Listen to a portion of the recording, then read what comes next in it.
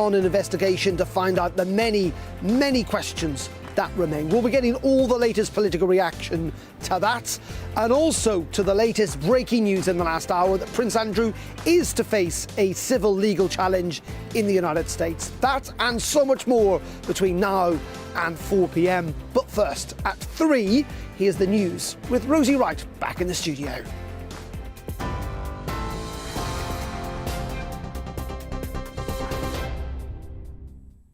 Good afternoon. It's just gone 3 o'clock. I'm Rosie Wright in the GBNews newsroom. Let's get you up to date. Now, the US judge presiding over the civil sex lawsuit against Prince Andrew has decided the case will go to trial. The Duke of York's legal team put forward a motion to have the case thrown out. But today, just in the last hour, that's been dismissed. We can get the details on the case now. Our Home Affairs and Security Editor, Mark White, joins us. Mark, good afternoon. What did the judge have to say?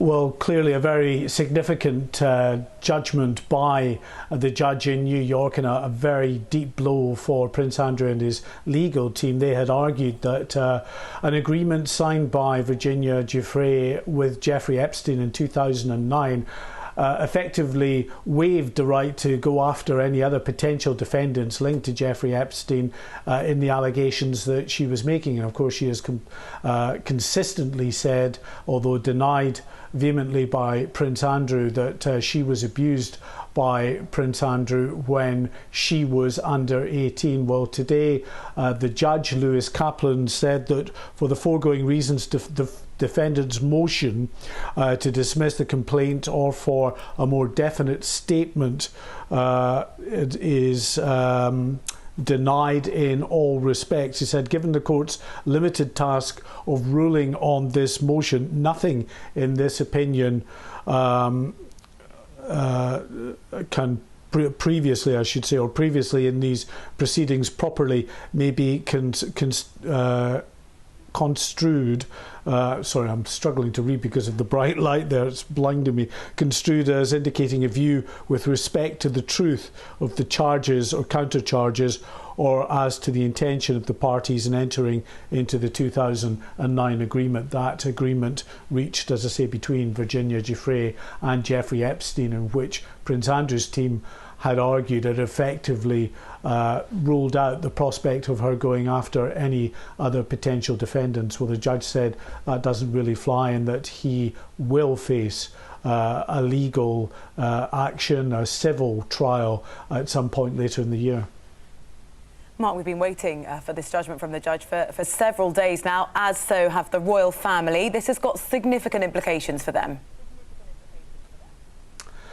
Yeah, I mean, this is the most unwelcome of news for Her Majesty. It has been a terrible past year that she has had to go through with the whole issues, of course, surrounding the death of her husband, but all of the acrimony as well following the news of the departure of Prince Harry and Meghan to the United States, and all of the subsequent interviews and fallout. And of course, this story continued to build throughout the year as well, resulting, of course, in that unrelated case of Ghislaine Maxwell being convicted with regard to the sexual abuse of women who complained against Jeffrey Epstein. And there was concern that Prince Andrew could well be next to face legal proceedings. Well, they were waiting on this outcome from that judge in New York, and he has now paved the way for this trial to take place sometime. There's no firm date, but sometime between September and December of this year, we're told. Well, that's my next question, Mark. Of course, this is a civil case, not a criminal one. Do we have any idea of what happens next and any timelines? Well, we're still trying to bottom out whether there's any recourse for Prince Andrew's legal team to kind of appeal the decision that was passed down today, or whether it is now all systems set for this civil trial that will take place later in the year. And we'll, of course, now have to wait for Prince Andrew's legal team to put out what their arguments in that forthcoming case are going to be, the defence that he will put forward. We have seen him before, of course, in answering the many allegations that have been made against him, giving that what was widely perceived as a disastrous interview to Newsnight a couple of years back, where claims that he didn't sweat because of his experiences during the Falklands War. There were allegations that he'd sweated profusely when Virginia Giuffre says that she had an encounter with Prince Andrew. He was answering that question. He also said that he had taken his daughters to a fast food restaurant for pizza on the night that it was claimed that he was with Virginia Giuffre as well, and that may well form, as he said it before, part of the defence, but of course it will have to be a more wide-ranging defence than that, so we'll wait in the coming weeks and months to see exactly what Prince Andrew's legal team has to say. But as I say, it's worth re-emphasising the point that he has continually and strenuously denied any of the allegations that have been made against him, that he was involved in sexual relations with underage girls passed to him by Jeffrey Epstein over the years. Thank you very much. Our Home Affairs and Security Editor bringing us the very latest, that news out of New York just in the last hour and a half or so. Well, let's get some of the background. Our reporter Ellie Costello has been taking an in-depth look into Prince Andrew's case. Virginia Giuffre claims she was trafficked and abused by the late paedophile Jeffrey Epstein when she was a teenager. Criminal charges were brought against Epstein, who killed himself in prison in 2019 while awaiting trial for sex trafficking. Virginia Giuffre also claims to have been forced to have had sex with Prince Andrew when she was 17, classified as a minor under US law in the state of Florida. Virginia Giuffre is seeking unspecified damages, but there is speculation the claim could be in millions of dollars. Prince Andrew denies the allegations against him. His lawyers have been fighting to have the civil case thrown out, arguing that Virginia Giuffre relinquished any rights when she signed an agreement with Epstein in 2009. The settlement, made public earlier this month, revealed that Virginia Giuffre accepted $500,000, or around £370 million from Epstein, protecting him or any other potential defendant from prosecution. Prince Andrew's lawyers say this should include the Duke of York. They also claim that the court doesn't have jurisdiction because Giuffre has lived in Australia for most of the past 20 years. Ms. Giuffre's lawyers claimed that the settlement was irrelevant to her proceedings against the Duke of York because it was filed in Florida. She alleges that Prince Andrew sexually assaulted her in New York, London, and the US Virgin Islands. Virginia Giuffre claims she was first introduced to the royal by Jeffrey Epstein and his then-girlfriend Ghislaine Maxwell, the daughter of media tycoon Robert Maxwell, in London. She says they danced together in Tramp nightclub and that after that she was forced to have sex with him in Maxwell's Belgravia home.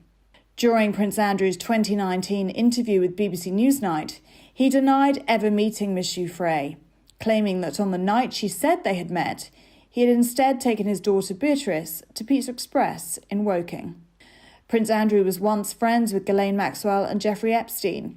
He says he first met Epstein in 1999. Photos show the three of them on a trip to Windsor Castle and on the Queen's Sandringham estate in Norfolk for a shooting weekend. Last month, Ghislaine Maxwell was found guilty on 5 of the 6 charges that she faced, including the most serious, of sex trafficking a minor. She now faces the rest of her life behind bars. Prince Andrew is not facing any criminal proceedings in the UK or the US. Ellie Costello, GB News. If you've just joined us, the news is that a US judge presiding over the civil sex lawsuit against Prince Andrew has decided that the case will go to trial. Of course, this is a developing story and we'll keep you up to date here on GB News. Right now, let's go back to the briefing with Darren McCaffrey.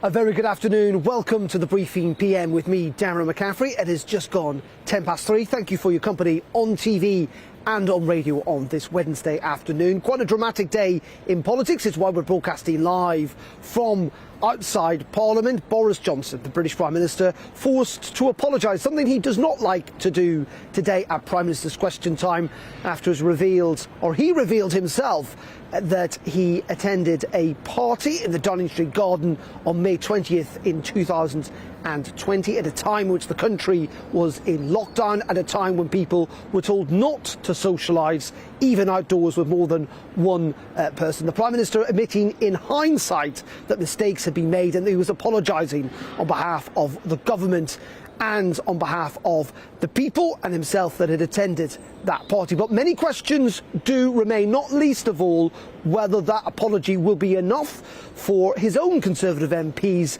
to feel that they can continue to back the Prime Minister, not least of all because there still is an ongoing investigation by a senior civil servant into the events around that particular day, and indeed upwards of up to a dozen parties that took place in government departments and Downing Street in the year 2020. What do you think about all of this? Does it get you animated? Are you angry? Maybe you don't really care very much at all. Do get in touch. GBViews at gbnews.uk or tweet us at GBNews. Very keen to hear your views on this today. Please do get in touch, and we'll get to some of those views a little later on in the programme. But first, let's reflect on what was a pretty historic, very interesting, very dramatic Prime Minister's Question Time today. Delighted to say I'm joined by two journalists, Nigel Nelson and Alice Grant, who join me outside Parliament. First of all, Nigel, let's start with you. I was saying at the top there, the Prime Minister is not someone who likes saying sorry, but he was essentially kicked screaming, I would say, almost to the Commons today, having to apologise. Yes, he was dragged there that he actually thought there was very little else he could do. It won't be enough, but some of the MPs thought it was better than nothing, so that might help him slightly. But the rest of it was, again, a rather typical Boris mishmash of facts and things that give you other sort of questions. For instance, he thought he was going into a work meeting. When he saw the wine and the tables lined up, how could he possibly think that? And of course, now everyone's asking questions about, did he not notice if he stood there for 20 minutes that there was actually no work going on? It was a social gathering. Were you convinced by what the Prime Minister had to say today, Alice? I think what Boris did was indeed shameful. I think what he said today in the Commons, he just sounded like a broken record, really.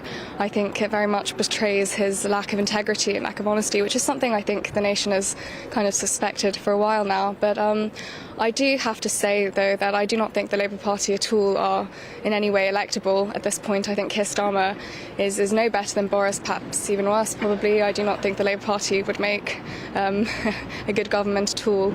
So. And there are, Nigel, lots of questions still remaining, aren't there? Not least of all, did he see this email, Downing Street suggesting that he didn't see the Martin Reynolds email? But if it was a work event, why was his wife there, for example? These questions will go on and on and on. Well, of course they will. I mean, both you and I, we've been to various things in the garden at Number 10. You know when it's a work event. We're sitting there for a press conference. We're invited for receptions. When we go to one of those, that's social. During that social occasion, we will be talking about work. That's what we have in common with Number 10 officials. So you can always argue that work is being talked about, but work isn't actually being done. There's a straightforward distinction between what is a social event, what is a work event. Quite clearly, May the 20th was a social event, not work. And just very finally, Alice, a lot of attention now, of course, will be on Sue Gray's report, this senior civil servant who's looking at all of this. That will be a crucial moment, won't it? I think it will, and bring your own booze. I mean, that doesn't really speak of something that was work-related at all, or... Yes, I look forward to the report. Yeah, indeed. And we don't know when that's going to be released. We're told it could be soon, could be days, could be weeks, but will be a crucial moment. Interestingly, the Prime Minister himself was putting emphasis on that today, suggesting that report will be fully published, that he will come back to the Commons to answer questions on it, and that in the end it could be the arbiter of his political career about whether it will find he's done wrong or not. Nigel and Alice will be coming back to you a little later on in the programme. But first, let's look back. As I say, what was quite a dramatic Prime Minister's Question Time. Here are some of the highlights. Mr. Speaker, I want to apologise. I know that millions of people across this country have made extraordinary sacrifices over the last 18 months. I know the anguish that they have been through, unable to mourn their relatives, unable to live their lives as they want, or to do the things they love. And I know the rage they feel with me and with the government I lead when they think that in Downing Street itself the rules are not being properly followed by the people who make the rules. And though I cannot anticipate the conclusions of the current inquiry, I have learned enough to know that there were things we simply did not get right. And I must take responsibility. Number 10 is a big department with the garden as an extension of the office, which has been in constant use because of the role of fresh air in stopping the virus. And when I went into that garden just after 6 on the 20th of May 2020 to thank groups of staff before going back into my office 25 minutes later to continue working, I believed implicitly that this was a work event. But, Mr. Speaker, with hindsight, I should have sent everyone back inside. I should have found some other way to thank them. And I should have recognised that even if it could be said technically to fall within the guidance, there would be millions and millions of people who simply would not see it that way, people who suffered terribly, people who were forbidden from meeting loved ones at all, inside or outside. And to them and to this House, I offer my heartfelt apologies. Well, there we have it. After months of deceit and deception, the pathetic spectacle of a man who's run out of road.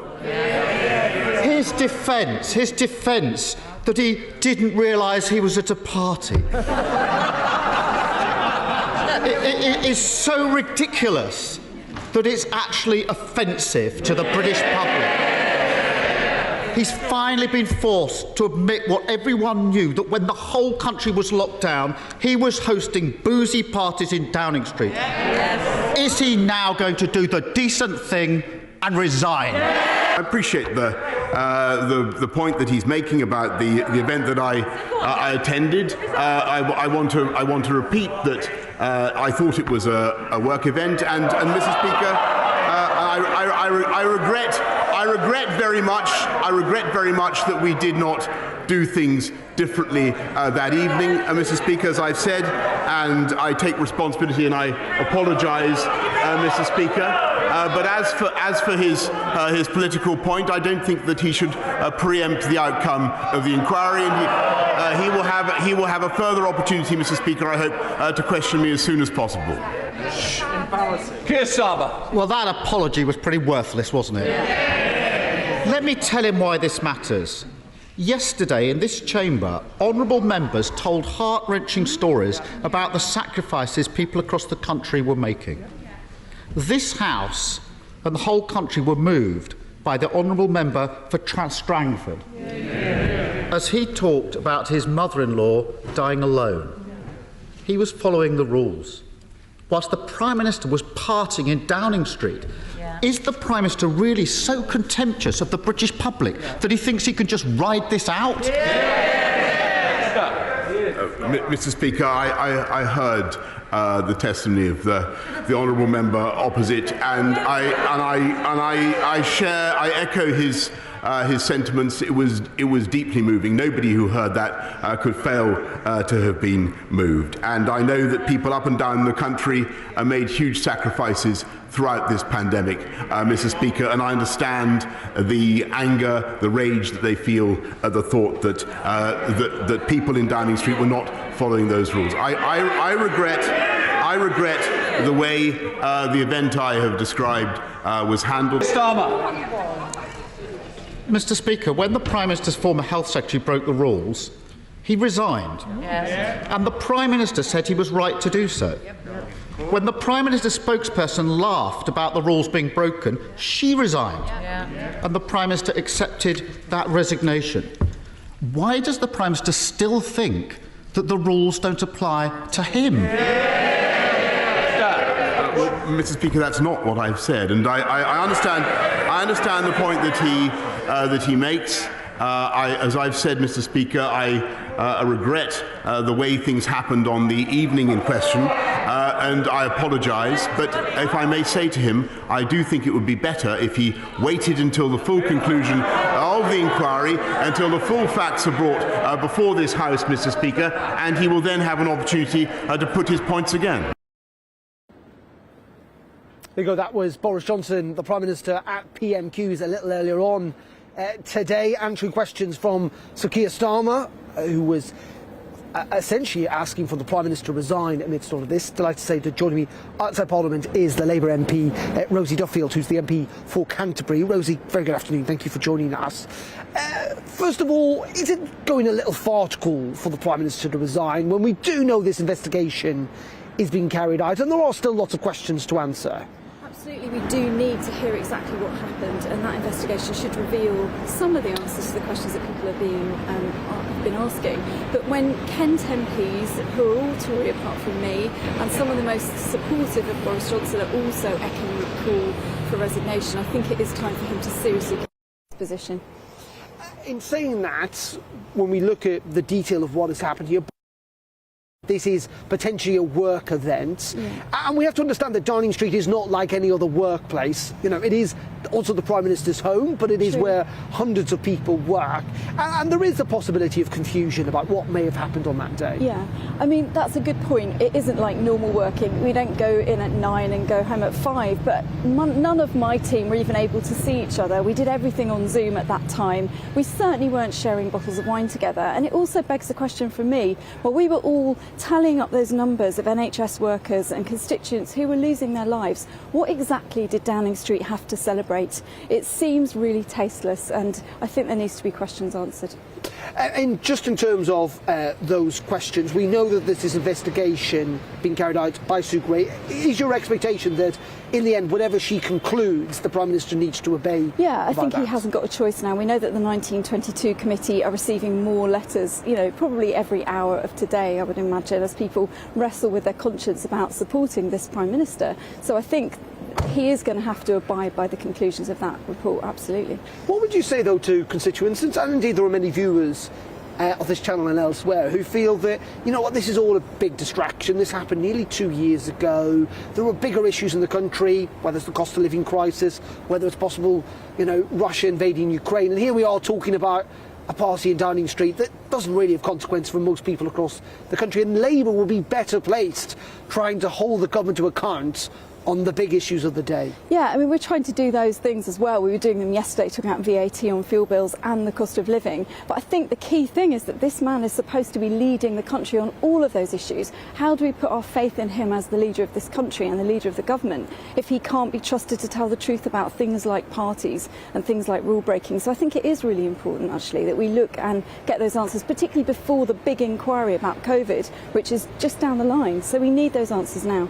What are you hearing from your constituents? Because it's often really interesting is that MPs receive lots of emails and letters every day. You're there to represent 70, 80,000 people.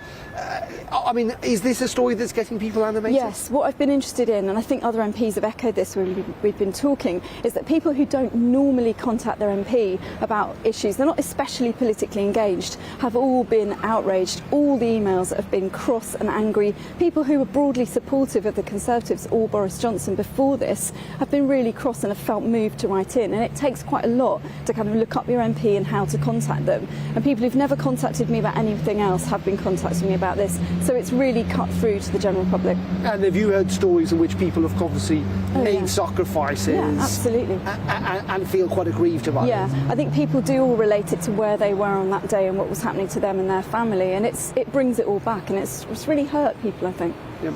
Just in terms of the questions that are outstanding, you know, the Prime Minister's making this point that, you know, he was there. In retrospect, he regrets that the party went ahead and that he kind of misjudged it as a work event. I mean, I come back to this point. Fundamentally, that is entirely possible. It is entirely plausible that that is the case. And so why are you calling for him to resign? Shouldn't we wait for that investigation? I think we are waiting, but I think that everything that's happened, we've also got the High Court ruling that came through today to say that his government awarded contracts to friends and they weren't supposed to do that. So I think all of these things together with the general inquiry are what's putting pressure on him to resign. But yeah, you're right. Of course, we need to wait for that inquiry and what it finds.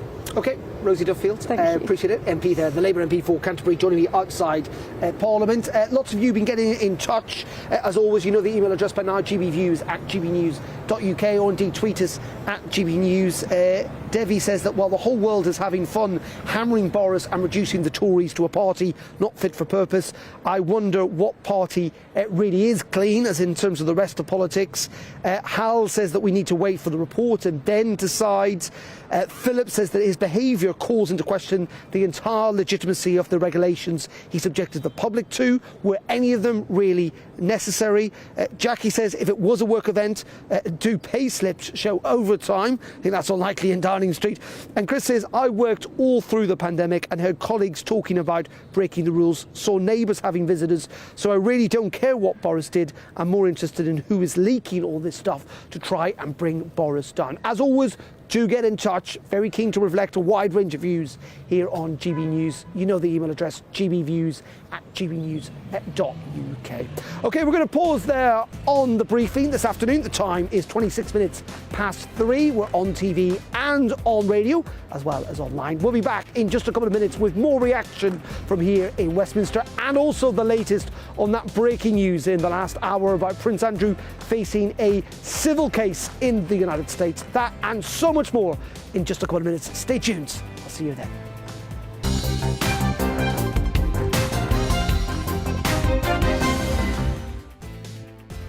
Hello there, I'm Eamon. And I'm Isabel. And you're watching the GB News digital stream across the United Kingdom. And around the world.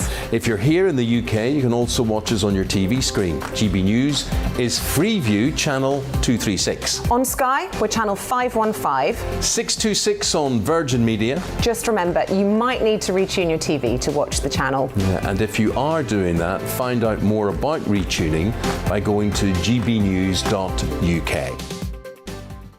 Join my show Farage, 7 p.m. till 8 p.m. Monday through Thursday, and there you will get opinion, analysis, debate, and I'll cover stories that nobody else dares to touch. And then for the last 15 minutes, talking pints. We're over a drink. We have a civilised conversation with someone. We very often disagree, but we do it in a grown-up way. Come and join me on Farage.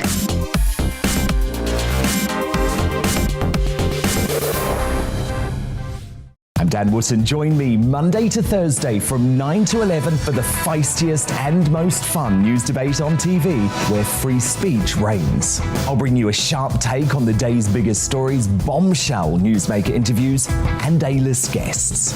And I guarantee you, no spin, no bias, no censorship, and no reason to go to bed. That's Dan Wootton Tonight, Monday to Thursdays from 9 on GB News. Hello there, I'm Eamon Holmes. And I'm Isabel Webster. And we hope you can join us for Breakfast with Eamon and Isabel. You make me laugh out loud, belly laugh. Is that important first thing in the morning? Yeah, absolutely. And there's me trying to be deadly serious. News is a serious business. Yeah, I have to rein you in sometimes. Well, it doesn't stop us laughing at it. It doesn't stop us having an opinion on what's going on. Yeah. And it certainly will not stop us reflecting what you think. Weekdays from 6 to 9:30 on GB News. My name is Andrew Doyle. Join me every Sunday evening at 7 p.m. for Free Speech Nation. This is a show where we address current affairs and news stories of the week with the help of two wonderful comedian panellists. I brought in comics because I want to give it a lighter edge, and also they work for less. See you there.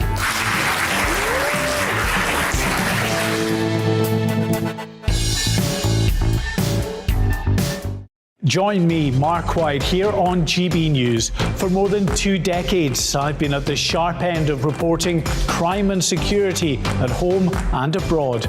From the scourge of terrorism to the fight against violent crime and the deepening small boats crisis in the Channel, they're issues you rightly care about, and so do I.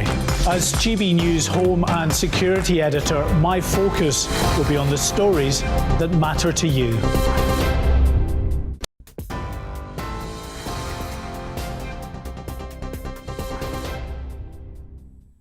Good afternoon, it's 3:30. I'm Rosie Wright in the GB News newsroom.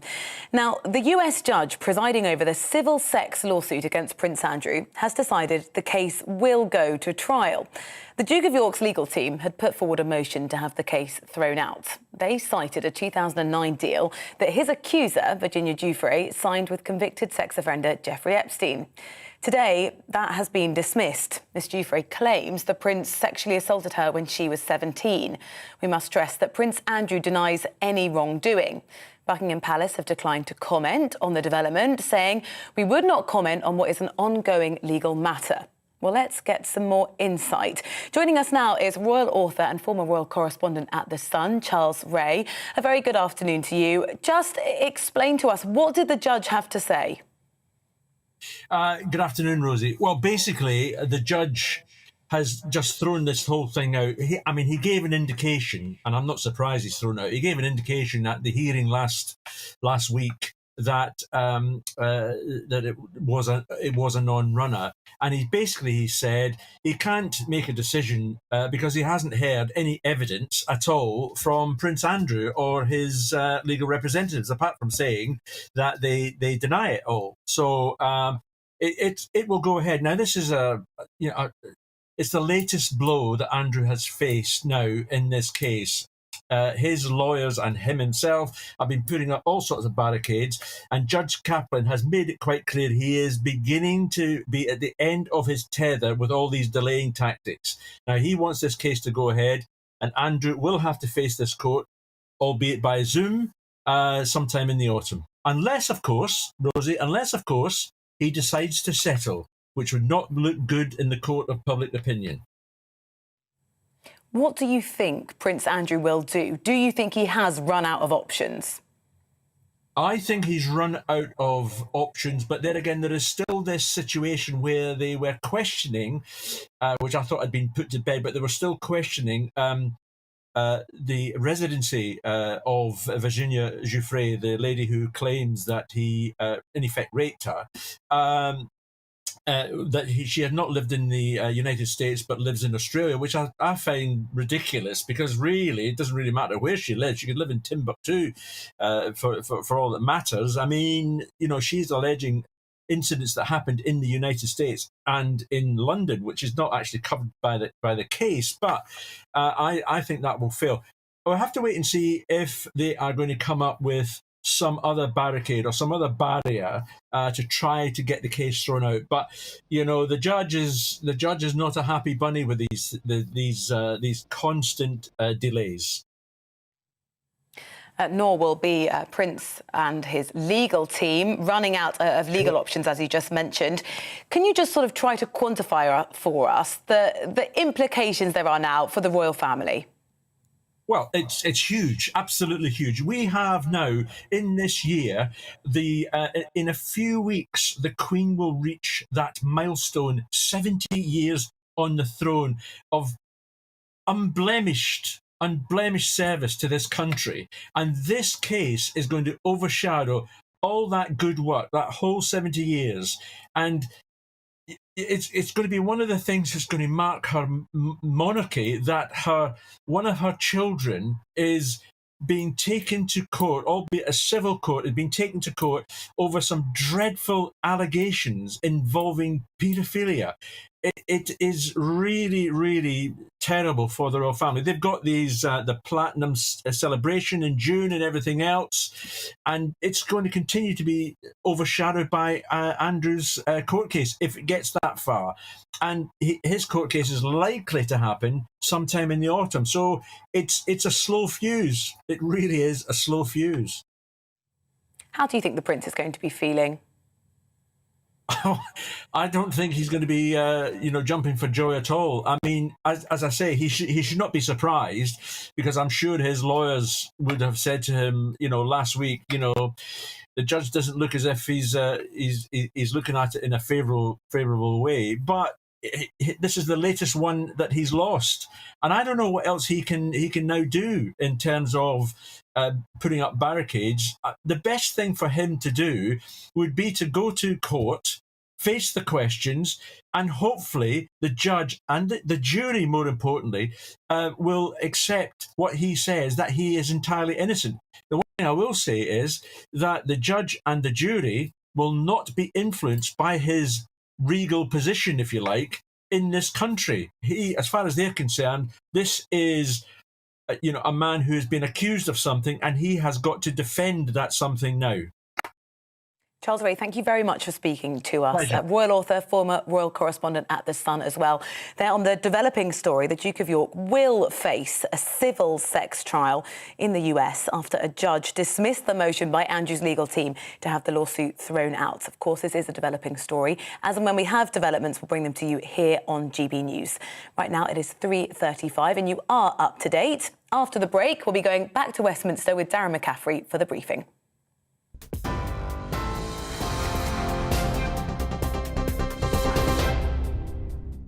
Hello there, I'm Eamon. And I'm Isabel. And you're watching the GB News digital stream across the United Kingdom. And around the world.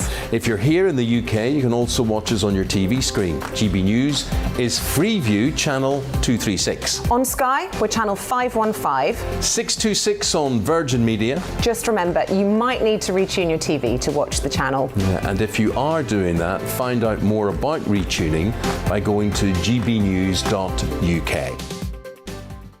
Join my show Farrar, 7 p.m. till 8 p.m. Monday through Thursday, and there you will get opinion, analysis, debate, and I'll cover stories that nobody else dares to touch.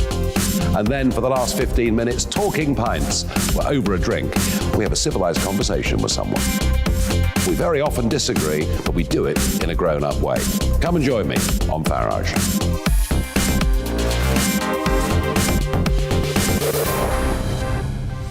I'm Dan Wootton. Join me Monday to Thursday from 9 to 11 for the feistiest and most fun news debate on TV, where free speech reigns. I'll bring you a sharp take on the day's biggest stories, bombshell newsmaker interviews, and A-list guests.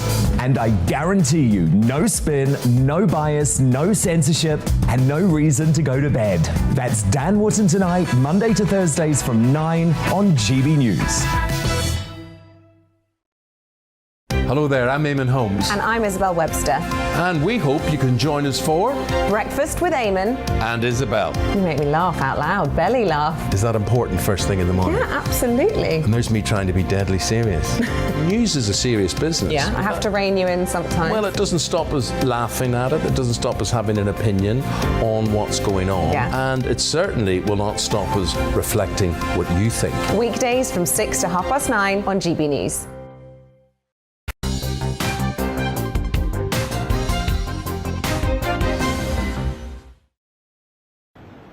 A very good afternoon. Welcome back to the briefing with me, Darren McCaffrey, live from outside Parliament. The time coming up to 20 minutes to 4 o'clock. We're on TV and on radio. Thank you very much indeed for your company on this Wednesday afternoon. Of course, we're outside Parliament today because of a pretty dramatic Prime Minister's question time. The Prime Minister doing something he never likes to do, and that is apologise to MPs, saying that in hindsight he'd made a mistake by attending what he thought at the time was a work event, but looking at Martin Reynolds' email, very definitely a social event in the Downing Street Garden back in May 2020. He says that mistakes were made and wanted to apologise on behalf of the government for those mistakes.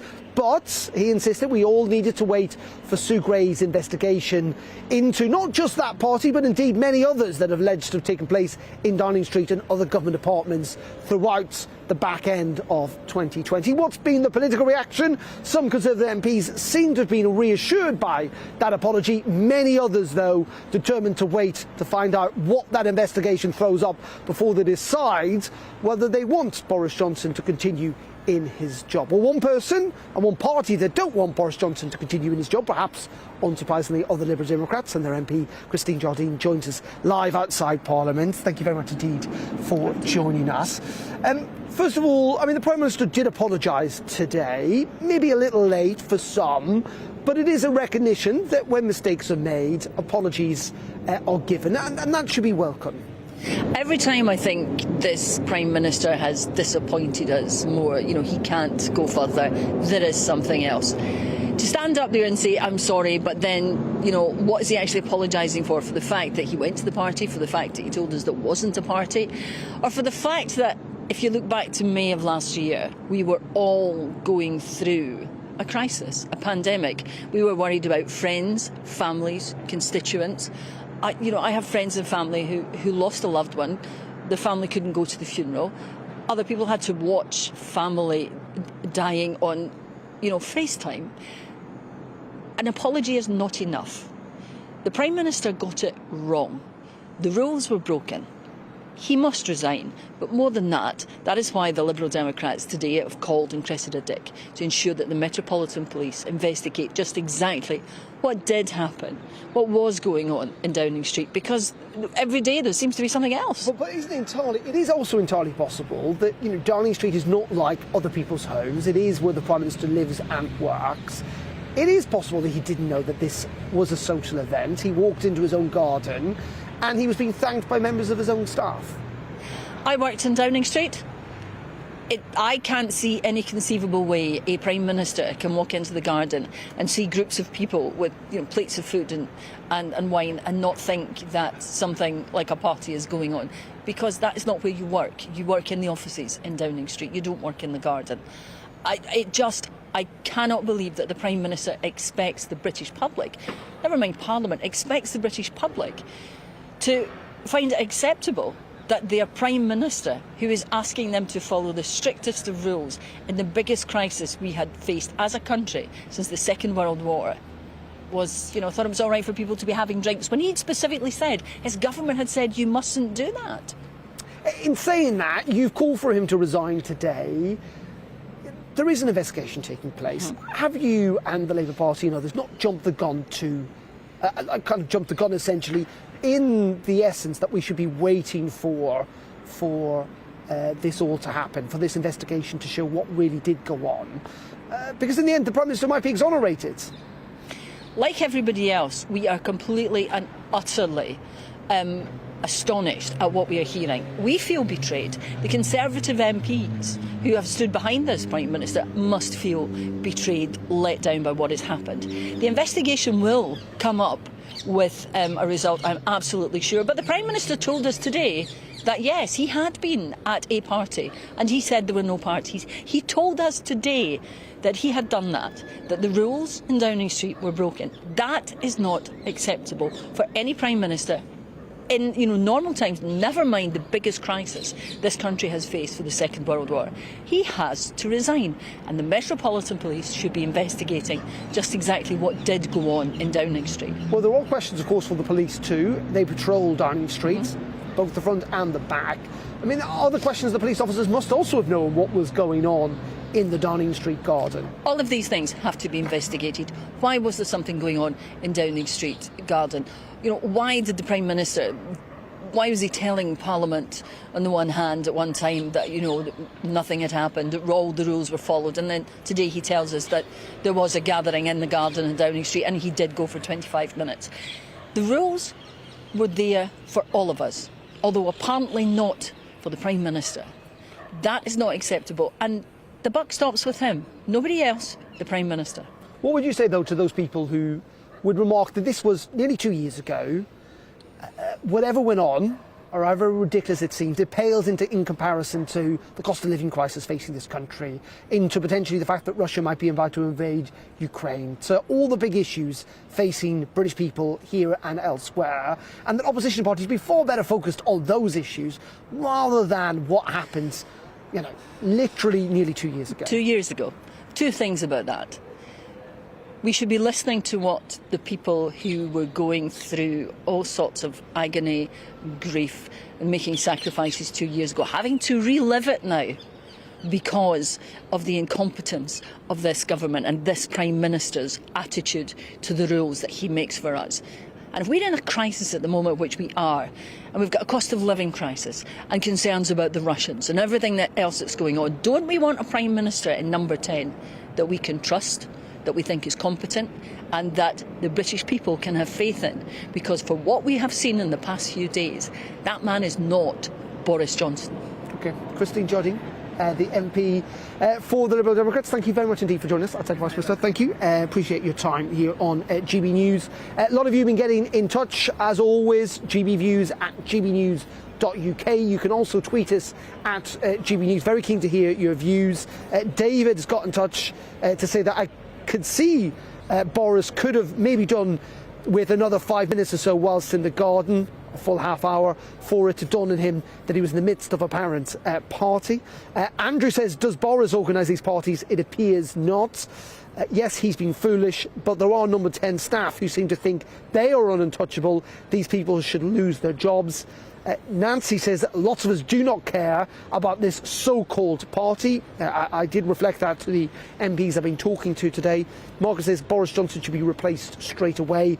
And Alan saying that these people say that they will not vote Conservative in the next election, should be very careful for what they wish for. As I say, get in touch. Let us know your views. Very keen to reflect them over the next 15 minutes or so. Bit of a mixed bag there. Some saying they don't really care about this issue. Others saying that Boris Johnson needs to go straight away. Well, let's bring back in Alice Grant and Nigel, who join us outside Parliament here.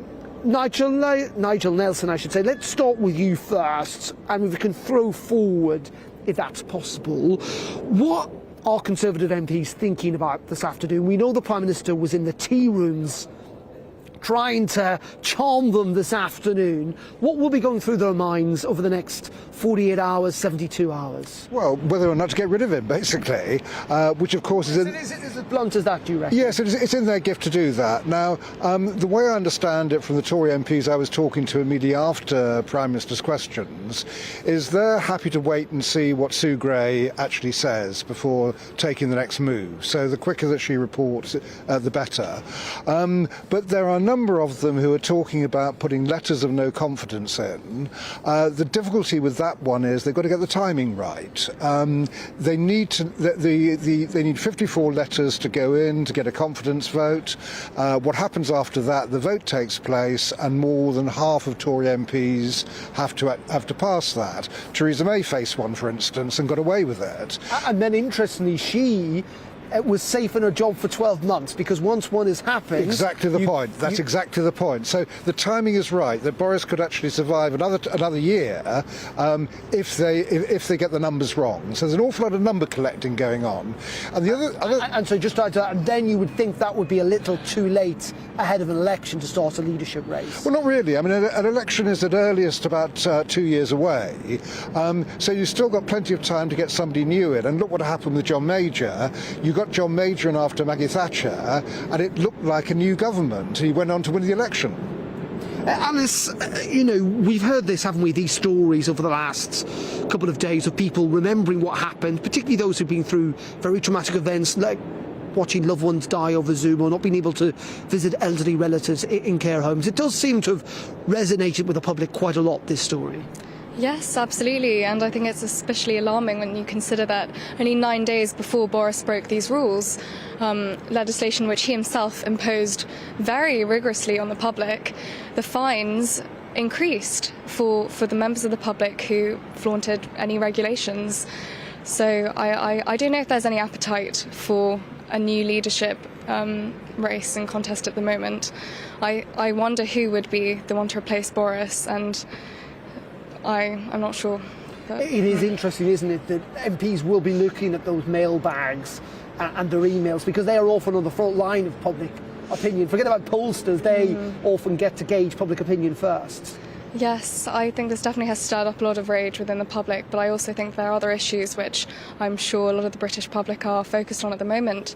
Rising energy bills being one of them, NHS crisis, staffing crisis in social care. There's a lot of issues right now at the moment, and whilst Boris's public life is often made into a scandal every once in a while, I think that perhaps focus should also be on other very much important issues. And we should just say in the last couple of minutes, Douglas Ross, who is the Conservative leader in Scotland, has now called on the Prime Minister to resign. Now, we know he's been pretty outspoken about Boris Johnson's behaviour in the past. He was certainly critical in the last couple of days, but it is notable that he is calling on the Prime Minister to resign, certainly the first senior Conservative to do that. We know, obviously, the situation politically in Scotland is different. Boris Johnson is not a popular political figure north of the border, but be in no doubt that is still a very significant moment. Nigel, bring you back in on that. You know, this is a very senior Conservative, the leader in Scotland, now calling on his leader, the leader of the government here in Westminster, to go. Yeah, it is serious. I think you might find other people will start coming out of the woodwork and doing the same thing. Because there is this mood at the moment that they would be better off with a different Prime Minister. Now, obviously, always leadership elections become a bit of a distraction. But then we got rid of the last Prime Minister, Theresa May, in the middle of Brexit, which was pretty important. The reason being they thought there was someone better to lead Britain out of Brexit. Now Tory MPs are thinking there's someone better to lead us out of the pandemic. And so people have often written off Boris Johnson in the past. They've suggested his political career has been over many times before, and it's not happened. And there is a sense that in the heat of the moment, commentators and MPs may get carried away with thinking this is the end, and actually that he could carry on, see this out. He is still quite popular with a large section of the public. Yes, I think certainly Labour seem to be in this kind of frenzy in which they want to take advantage of the opportunity to demand Boris's resignation. But I think ultimately this is perhaps something that he will survive. There have been many scandals before like this. I just hope that this is an opportunity for him to finally realise and actually enact on the fact that these restrictions which he imposed himself were ridiculous and futile in so many ways. And instead of telling this about to the resignation, leadership, perhaps new Prime Minister issue, I think this should actually instead shed light on these restrictions which are still being imposed on us. Only recently we were told to avoid meeting our friends and our family during Christmas, whereas obviously now we know that in Downing Street there have been parties since 2020, since May, all throughout and including Christmas. So I hope instead that this is an opportunity in which we may seriously look at the COVID regulations and assess whether they're actually pantomime and theatre. Okay. Alice Grant and Nigel Nelson, thank you very much indeed for joining us outside Parliament here in Westminster in another dramatic day in politics. There is little sign that this is, in many ways, this story is going to go away anytime soon, not least of all because many questions do still remain outstanding about when the Prime Minister was aware that this was a party. Was it in the days following May 20th last year, or was it actually very recently? Questions too about why his wife was at that event. Also questions, it must be said, for the Metropolitan Police in all about this. What did they know? Of course, they patrol Downing Street. Were they aware that these parties were taking place? Again, in essence, because of course if there was rule breaking, if there was illegal activity, which this may well have been, that they maybe should have been enforcing law. So all these questions will continue over the many days to come, and in essence we will try and get some answers and of course bring you those news when we receive it. Okay, well that is it from me from Westminster for today. I'm back again, hopefully in the warm studio tomorrow at 3. Do join me for that.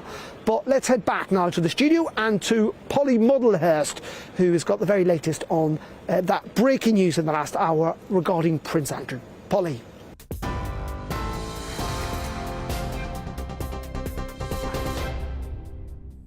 Hello, I am Polly Middlehurst, and this is the GB Newsroom with the very latest on the news just breaking within the last 20 minutes or so that Prince Andrew is it is confirmed, to face a civil sex assault case after a ruling in the United States. Prince Andrew to face that case over allegations he sexually assaulted a woman when she was 17, 2 decades ago. That woman, Virginia Giuffre, she is the person who is suing the Prince, claiming the abuse in 2001. The Prince and his legal team vehemently deny all allegations. Well, let's get some reaction to that judgment in the United States has come through within the last half hour or so from Lisa Bloom, who's been following this with us on GB News. She's represented some of the victims in the past. Lisa, your view on this, a judgment we've waited quite a while for. This is the right decision, and the judge took his time because he issued a 46-page written decision rejecting all of Prince Andrew's arguments, saying that essentially all of the technical arguments that Prince Andrew's attorneys have raised to try to get him out of the case are now rejected, and the case goes forward against Prince Andrew. Consistently denies the claims, doesn't he, Lisa? He has refused to cooperate with the FBI.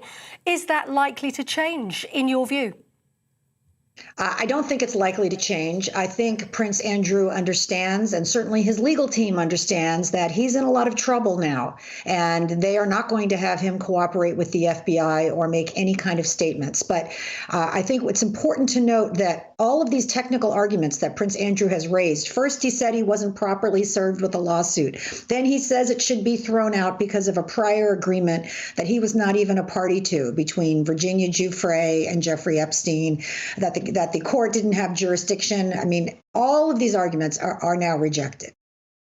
And the case against the Duke of York, 61 years old, hoping to get off on this. Now the next few years looking quite different for him. How does the legal case now pan out? When are we like to get this hearing? This year, next year? Well, that's right. So the case does go forward. The next stage is called the discovery phase, where attorneys like me force the other side to come in and give a deposition, which is answering questions live under oath. A court reporter takes it all down. It's usually recorded by video as well. So Prince Andrew will certainly have to sit for his deposition, as will Virginia and any other witnesses. Both sides have the power to issue subpoenas, to get documents, to get other witnesses who may have information to come forward. That discovery phase usually takes about a year, and after that, there will be a trial in the case. We have been waiting, as I said, Lisa, quite a while for this. We were prepared to break it as a decision on our news channel, and already, I would say about a week ago. What do you read into this length of time that's gone by, and indeed this 46-page decision by Judge Lewis Kaplan? Can we read something into that length of time? Was this a very complicated legal argument, or was it a 50-50 call, do you think, in your view? No, I said last week when I listened in live at the hearing, I said afterwards that it was very clear to me that Prince Andrew was going to lose this bid to get the case thrown out. And while it may seem like this has taken a long time, I think it's been about a week and a half. That's not a long time for a judge to issue a ruling when there are this many arguments. And he just decided to issue a written ruling. It has a lot of citations to the law. It has additional facts. He goes into the 2009 non-prosecution agreement between Jeffrey Epstein and the state of Florida, which is background to one of the agreements that Prince Andrew raised. So there's a lot of detail in the decision, and it had to be written. It had to be have citations. It had to be checked. So I wouldn't read anything into the length of time. Prince Andrew, of course, I'll reiterate, and his legal team vehemently deny any wrongdoing. And if you look at it another way, Lisa, this could be an opportunity for Prince Andrew to clear his name. Well, it could be, and I don't expect that to happen, though. I think he's going to continue to fight the case through his attorneys. I don't expect him to come out publicly and say that he did this. I think he's always denied it, as you say. I think he's going to continue to deny it, and he's going to continue to fight the case. I'd be very surprised if we have any other outcome than that. Well, he's not an ordinary individual, so perhaps we shouldn't be expecting an ordinary outcome. You're the lawyer in all this, You're the expert. But what about the fact that his position is that he is a member of the royal family, said to be the Queen's favourite son? Is an out-of-court settlement something that we could perhaps expect? Well, those are good points. And 95% of these cases end in an out-of-court settlement. I've been doing high-profile sexual assault cases for many, many years. That's how almost all of them end. But in this case, I don't see Virginia accepting anything other than an admission that this happened and an apology to her and payment of a significant amount of compensation. And I just don't see him doing that. So I think he's going to continue to fight the case. So a civil trial then looming, one presumes, at the Central Courthouse in central Manhattan in New York, possibly for the autumn months of this year. What are we expecting Virginia Giuffre to say? Will she have to stick to her previous allegations, or can she augment those? Well, she generally does need to stick to her story. She will stick to the story that she has in the written complaint that she's filed in this case, in which she accuses Prince Andrew of sexually abusing her when she was underage. She says that she was trafficked by Jeffrey Epstein and Ghislaine Maxwell to him as well as to others. He denies that. If she has prior inconsistent statements, they can be used against her, just as at the Ghislaine Maxwell trial, which I attended, some of the prior inconsistent statements from the victims were used against them. Ultimately, it wasn't that significant to the jury who convicted Ghislaine Maxwell. But yes, the defense will come in with anything they have to use against her. I expect them to put up a significant fight. Not forget Virginia Giuffre's allegations denied by the Prince and his team, but she says she was the victim of trafficking when she was underage, 17 years old, 2 decades ago, and she was abused by the late billionaire Jeffrey Epstein, who, of course, was a good friend of Prince Andrew. That in itself doesn't make Prince Andrew guilty, but of course there are photographs of him chatting to Jeffrey Epstein, and there is that photograph of him with his hand around the waist of Virginia Giuffre. Are those items that will be likely to be shown in court, do you think, in the autumn? Absolutely. Those items will come into evidence. They will be very important pieces of evidence because we know that Prince Andrew says he doesn't remember ever meeting her. Well, there's that photo. He has said that the photo is doctored. Well, let's see if there's proof of that or not. She says it's not. It's just a simple snapshot from 20 years ago. And so we will see. That photograph clearly puts them together with Ghislaine Maxwell smiling in the background. And Virginia says Jeffrey Epstein is the one who actually snapped that photo. Just lastly then, Lisa, if you can, in a nutshell, your reaction to this and indeed those around you, if you've had a chance to touch base with them today.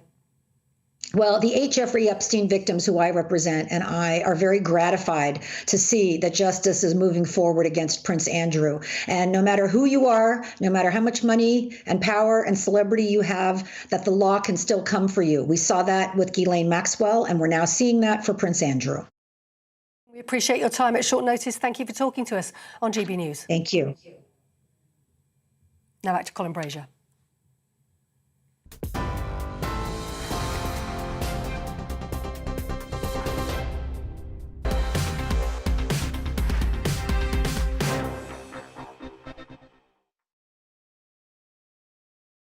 Slightly later than scheduled. Hi there, giving the news a twist on this episode of Brazier. As Boris apologises for that number 10 party, we ask, if there's another COVID crisis, who will now feel they must stick to the letter of the lockdown law? What does today's decision...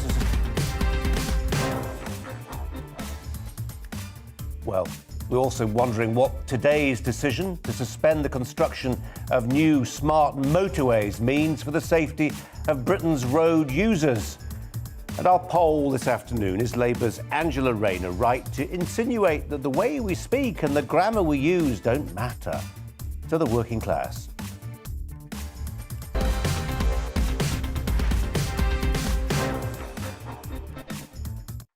Very good afternoon to you. Major blow then, we were just describing it, weren't we, for Prince Andrew. Is it, or is it a chance actually to clear his name? Either way, the Duke of York will face a civil sex trial this autumn, we believe, in America. Will he be there in person? Almost certainly not. But it's thought possible he'll give evidence on camera while being interviewed by lawyers acting for Virginia Giuffre, who claims she was trafficked for sex with the Duke when she was 17, a minor in the eyes of American law. It's possible Prince Andrew's legal team will settle the case before it comes to trial. Reports at the weekend, for instance, suggested that Buckingham Palace was prepared to stump up millions to that end. But any hopes the palace might have harboured that an American judge